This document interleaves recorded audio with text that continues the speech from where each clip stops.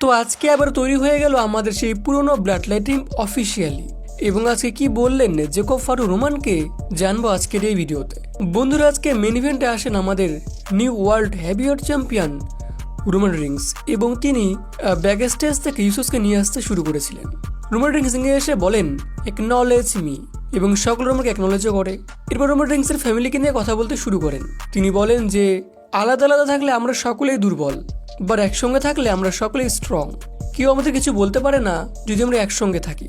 একতাই শক্তি, মানে এমনটাই বলার চেষ্টা করেছেন রোমান। এরপর তিনি ইসুসদেরকে বলেন তোমরা কি আবার আমার সঙ্গে যুক্ত হতে চাও?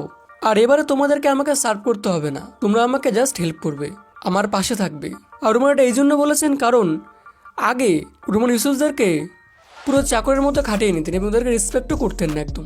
এবং এটা ক্ল্যারিফাই করার জন্যই রোমান আজকে বলেছেন যে তোমাদেরকে সার্ভ করতে হবে না, জাস্ট আমার সঙ্গে থাকবে, আমাকে হেল্প করবে, আমার সাইডে থাকবে। আর এর থেকে এটা ক্লিয়ার যে অফিসিয়ালি তৈরি হয়ে গেল আমাদের ব্লাড লাইন টিম আজকে।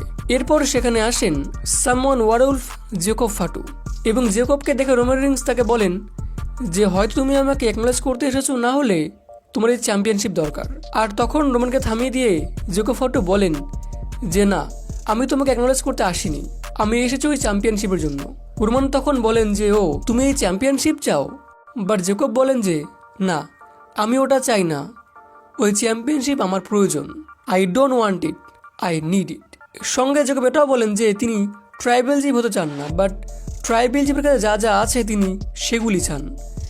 একটি বিশাল বড় বাড়ি, একটি প্রাইভেট জেট, দামি দামি শু, রোলেক্স, ছেলে মেয়েদের ভালো শিক্ষা, এডুকেশন, এই সব কিছু তিনি চান যে রোমানের কাছে আছে। আর এর জন্য জেকব ফাটু রোমানের সঙ্গে শত্রুতা করতে রাজি আছেন। এরপর রোমান তাকে বলেন যে সে তো বুঝলাম, কিন্তু এই চ্যাম্পিয়নশিপের এর দায়িত্ব অনেক বেশি, এর রেসপন্সিবিলিটি তুমি কি সামলাতে পারবে? তুমি একটু ভালো করে ভাবো, আমি তোমাকে এখন 1 সপ্তাহ টাইম দিচ্ছি, নেক্সট উইকে তুমি আমাকে বলবে তোমার অ্যান্সার কি হবে। বাট জেকব এটা বলেন যে ব্যাকল্যাশে তিনি রোমানকে ফেস করতে চান।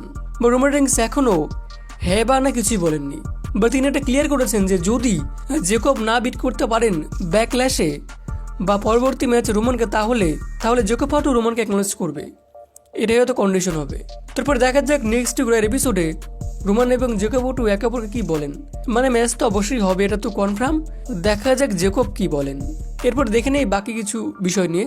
তো আজকে ভীষণ অ্যাটাক করেছে সেথকে, সেই ওল্ড স্টোরি।